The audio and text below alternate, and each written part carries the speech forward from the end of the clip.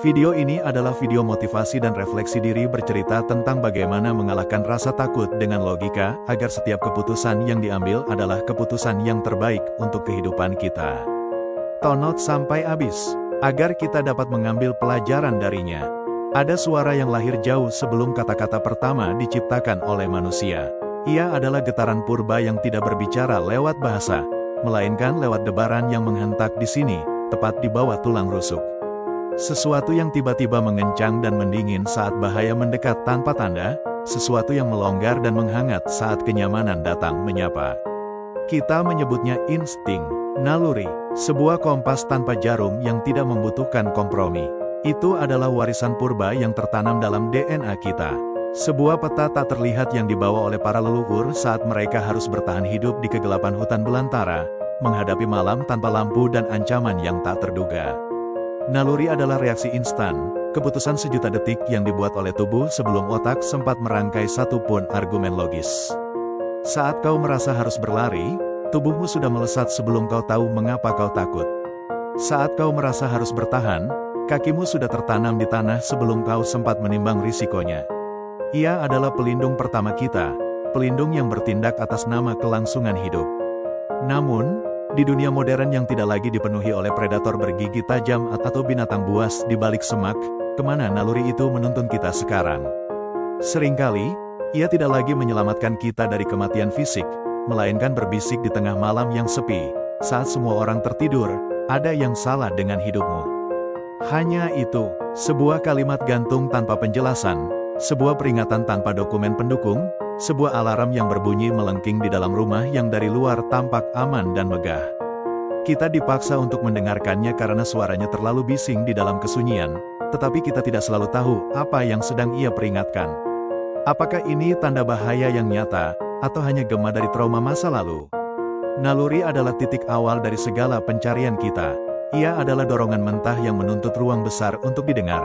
Namun di saat yang sama, ia menolak untuk menjelaskan dirinya sendiri kepada nalar kita yang kebingungan. Lalu, setelah bisikan purba itu lewat, badai yang sesungguhnya datang. Badai senyap yang bernama keraguan. Tepat setelah naluri berbisik dan membangunkan rasa waspada, otak kita mendadak terbangun sepenuhnya dari tidur.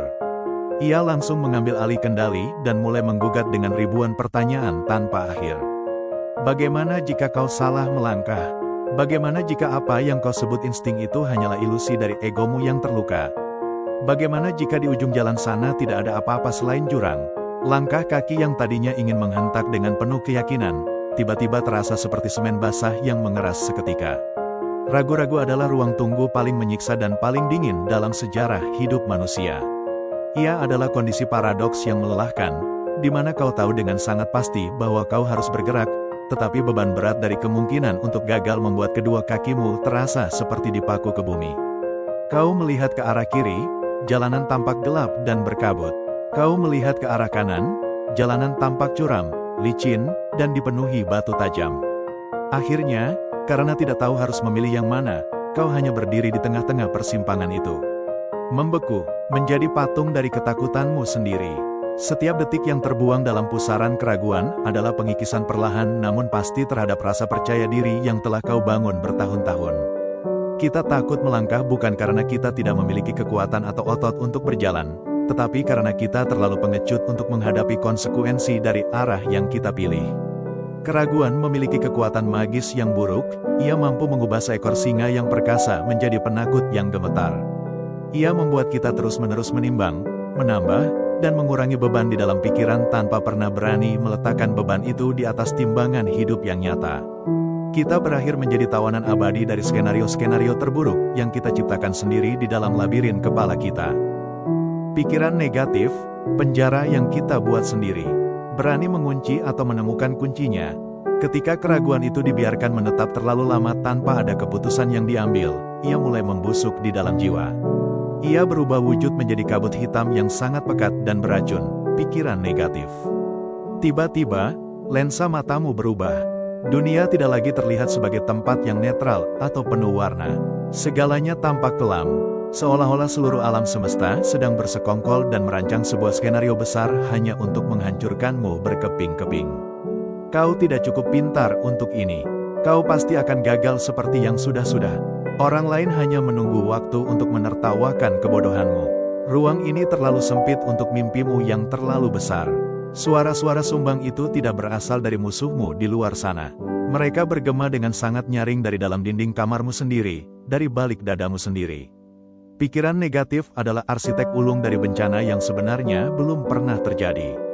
Ia membangun menara-menara kegagalan yang begitu megah, begitu detail, dan begitu meyakinkan di dalam imajinasimu, hingga kau mulai percaya bahwa runtuhnya menara itu adalah satu-satunya takdir yang tersisa untukmu.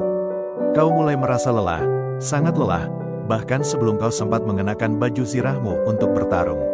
Setiap peluang baru yang datang menghampiri terlihat seperti jebakan Batman yang siap menerkammu. Setiap uluran tangan tulus dari orang lain terlihat seperti tipu daya yang menyembunyikan belati di balik punggung mereka. Pikiran negatif mengisolasi jiwamu dari dunia luar.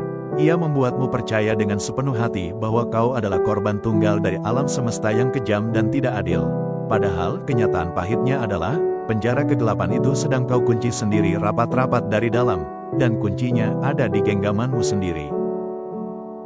Cukup, hentikan semua drama yang tidak berguna ini.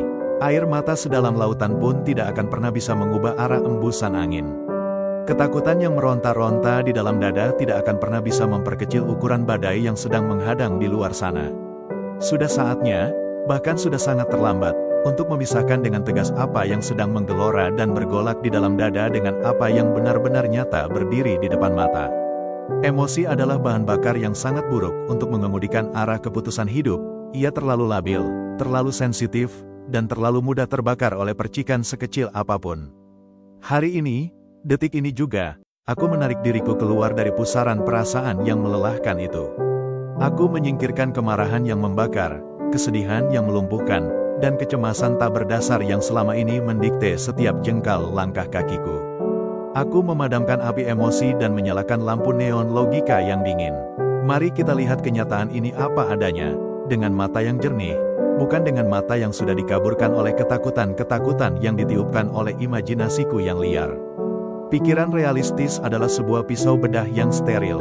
Ia memang tajam, ia memang terasa dingin saat menyentuh kulit, namun ia adalah satu-satunya alat yang bisa menyembuhkan dan memotong bagian yang membusuk. Apa fakta objektif yang aku miliki di tanganku saat ini? Berapa banyak energi fisik dan mental yang masih tersisa di dalam tubuhku? Apa saja hal yang benar-benar berada di bawah kendali penuh jemariku? Dan apa saja hal yang harus aku ikhlaskan untuk dilepaskan karena mereka berada jauh di luar kuasaku? Menjadi realistis sama sekali bukan berarti menjadi seorang pesimis yang menyerah pada keadaan. Menjadi realistis berarti menatap badai yang datang dan alih-alih meratapi nasib buruk, kita mulai menghitung dengan cermat kekuatan layar, ketebalan lambung kapal, dan kemana arah mata angin berembun. Ketakutan sebenarnya adalah sebuah energi yang luar biasa besar, namun ia memiliki bentuk dan wadah yang salah di dalam diri kita. Jika kau membiarkannya mengalir tanpa arah, ia akan membakar seluruh mimpimu hingga menjadi abu yang beterbangan. Namun, jika kau memiliki keberanian untuk mengubah strukturnya, ketakutan yang tadinya melumpuhkan itu bisa kau rakit kembali menjadi sebuah mesin penggerak yang dahsyat. Ini adalah proses alkimia jiwa yang sesungguhnya, seni mengubah rasa takut yang pekat menjadi sebuah peluang emas yang berkilau. Mari kita tanyakan pada diri sendiri dengan jujur, mengapa aku begitu takut jatuh dan hancur? Jawabannya sederhana, karena aku tahu betapa tingginya tempat di mana aku sedang berdiri saat ini. Dan itu artinya, aku sedang berada di sebuah posisi yang memiliki potensi dan pemandangan yang sangat besar. Mengapa aku begitu takut menghadapi kegagalan? Karena hal yang sedang kuperjuangkan dengan seluruh jiwaku ini memiliki nilai yang sangat berharga dan berarti bagi masa depan hidupku. Ketakutan sebenarnya bukanlah sebuah tembok penghalang yang dibangun untuk menghentikan langkahmu. Ia adalah sebuah indikator arah yang sangat akurat. Ia memberitahu kita dengan tepat di mana batas zona nyaman kita berada dan di mana petualangan yang sesungguhnya dimulai. Ketika aku mampu menyingkirkan rasa takut itu sebagai batu sandungan dan mulai melihatnya sebagai papan penunjuk jalan, aku menyadari satu kebenaran agung, di balik setiap ketakutan terbesar yang kau miliki, selalu tersembunyi peluang terbesar dalam hidupmu untuk tumbuh menjadi manusia yang lebih kuat. Jika aku takut berbicara di depan umum, disitulah peluangku untuk melatih suara agar didengar. Jika aku takut merugi dalam melangkah, disitulah peluangku untuk belajar mengelola sistem dengan jauh lebih ketat dan presisi. Ketakutan bukan lagi sebuah tembok mati, melainkan sebuah pintu gerbang yang siap diketuk. Namun, kita harus sadar bahwa sekadar melihat atau mengagumi peluang tidak akan pernah cukup untuk mengubah nasib.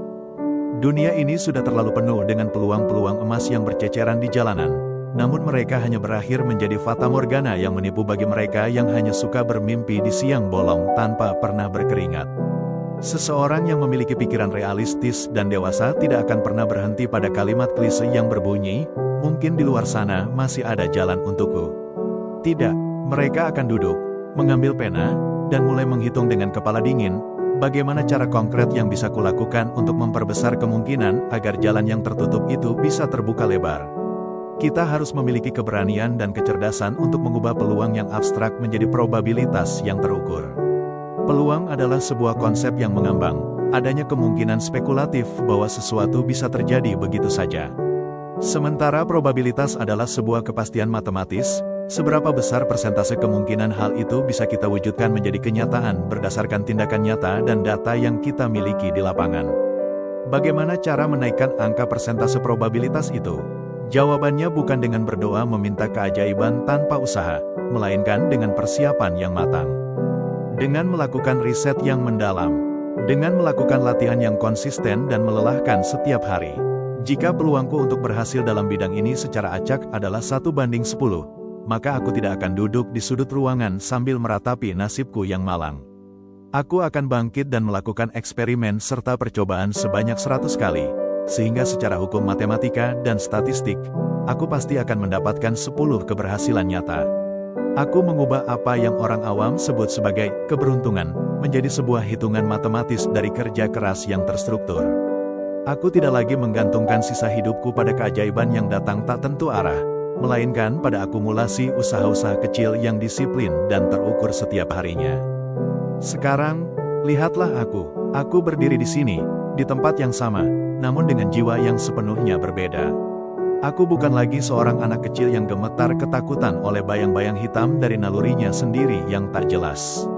Aku bukan lagi seorang budak tak berdaya dari emosi yang naik turun seperti ombak di lautan yang diombang-ambingkan oleh perkataan orang lain. Hari ini, aku mendeklarasikan diriku sebagai arsitek tunggal dari takdir dan masa depanku sendiri. Aku menggunakan hukum probabilitas yang dingin dan jernih ini sebagai fondasi utama dan pilar penyangga dalam setiap keputusan besar yang kuambil. Ketika aku memilih untuk melangkah ke sebuah jalur yang baru, itu bukan lagi karena aku sedang merasa beruntung, bukan karena aku sedang terbuai oleh kata-kata manis, dan bukan karena emosiku sedang meluap-luap tanpa kendali. Aku memilih jalur ini dengan penuh kesadaran karena seluruh data, fakta lapangan, rekam jejak usaha, dan kalkulasi realistis yang kulakukan menunjukkan bahwa jalur inilah yang memiliki probabilitas keberhasilan tertinggi dan memiliki tingkat risiko yang paling bisa ditoleransi oleh pundakku. Jika pada akhirnya nanti hasil akhir yang keluar tidak sesuai dengan apa yang kuharapkan dalam rencana, aku tidak akan pernah runtuh menjadi abu lagi. Mengapa? Karena aku tahu dengan sangat pasti bahwa keputusan yang kuambil hari ini sudah didasarkan pada proses berpikir terbaik, terjernih, dan paling objektif yang bisa dilakukan oleh seorang manusia. Tidak akan pernah ada ruang untuk penyesalan bagi jiwa yang berani melangkah dengan logika yang jernih dan mata yang terbuka lebar. Aku melepaskan koin keberuntungan ini selamanya. Hidupku, masa depanku, dan impian-impianku terlalu berharga jika hanya diserahkan pada lemparan acak dua sisi logam yang berputar di udara.